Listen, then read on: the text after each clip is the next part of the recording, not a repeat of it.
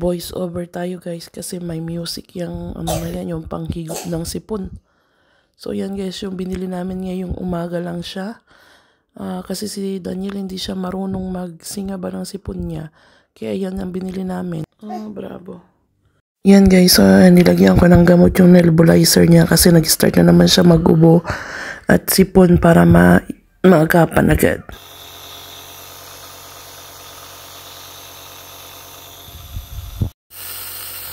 Good morning!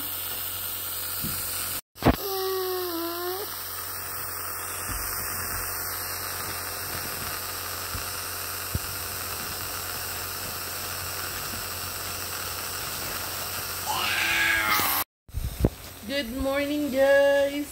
Ayan!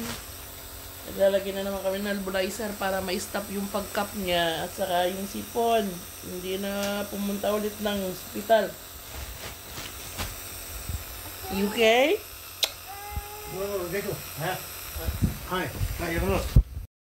Ayan yung binili ko para kay Daniel. Bumili kami nito guys pang sip-sip ba ng uhog ng bata. Kasi si Daniel nag-start na naman siyang sipunin at tubuhin. So yan, very helpful. Napaka-helpful niya guys. Sobra. Kasi diba ang bata, si Daniel kayang mag-singa. Ito siya guys. Sobrang ganda niya guys kasi meron siyang sound ba para pang ano sa bata, pang aliw. Give me that. Papasok na tayo guys. Good morning mga kabayan. Yan. Sana okay lang kayo dyan. Maraming salamat guys sa suporta niya sa amin. Kudkod na naman ako ngayon. One job lang ako ngayon guys. Mag-ironing ako ngayon. Kaila Emma, kay na madam. Inasikaso ko muna si Daniel kasi si Daniel may ubo na naman at sipon. So before pa lumala, inano ko na siya ng nebulizer. Buti na lang guys, nakabili na kami niyang pang nebulizer. At saka yung bago yung kabibili lang kanina, pinabili ko yung asawa ko before ako pumasok. Yung pang sip-sip ba ng sipon. Super helpful niya guys kasi kahit lagyan ko si Daniel ng yung water ba. Ewan ko anong tawag sa inyo nun. Yung nabibili sa pharmacy na tubig, na maliit na ganyan. Tapos nilalagay sa ilong para lumabas yung mga sipon niya. Kaya lang, na lumalabas naman pero hindi siya marunong suminga. So mas mabuting ganon na nakabili kami nun. Dito na ako sa part-time guys. Ito ang ating planchain. Yan. Ito.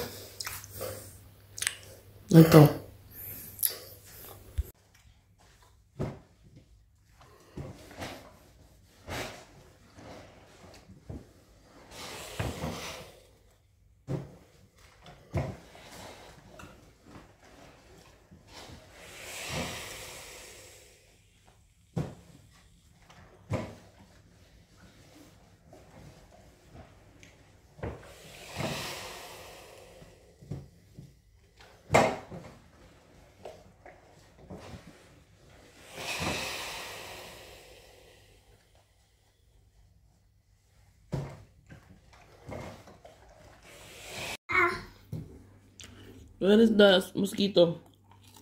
Spider.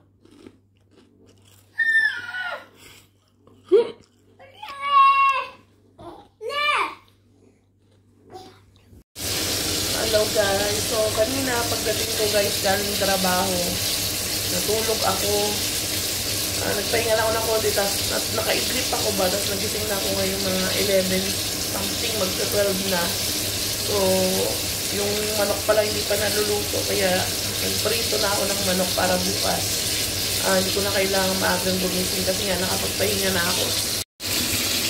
Ayan guys, luto ako ng fried chicken.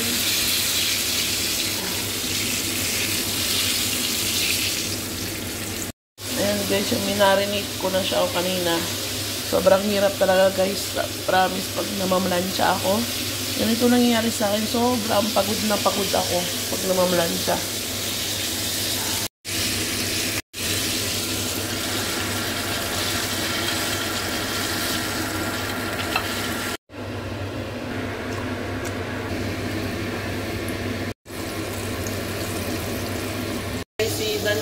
dami niya nakain. Habang nagluluto ako, kung ano yung natapos ko, pinalamig ko tapos pinakain ko na siya.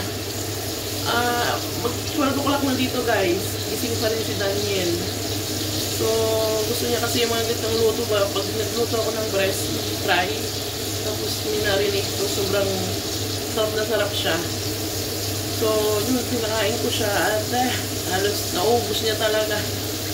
Nandun siya, naglalaro pa sa sala.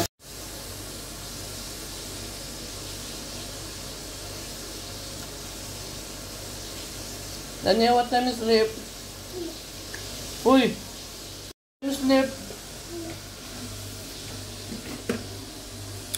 What time is sleep? Busy siya.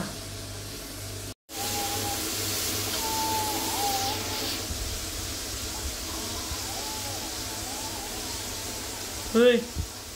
Sleep now. Daniel.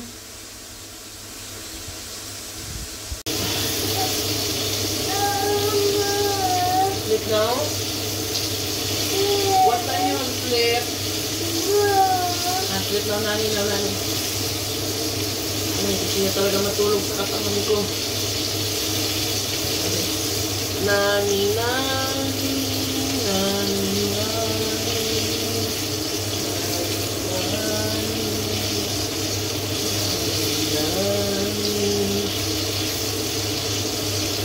Tapos niyang kumain, naglaro ng kaunti, nani na daw siya. Hindi ko alam kung tulog na to. Baw-baw na to. Sayaw-sayaw kami dito ni Daniel. Nasayaw-sayaw ko siya para makatulog siya. Ganyan yan guys, simula nung maliit pa siya, gusto niya nang sinasayaw siya.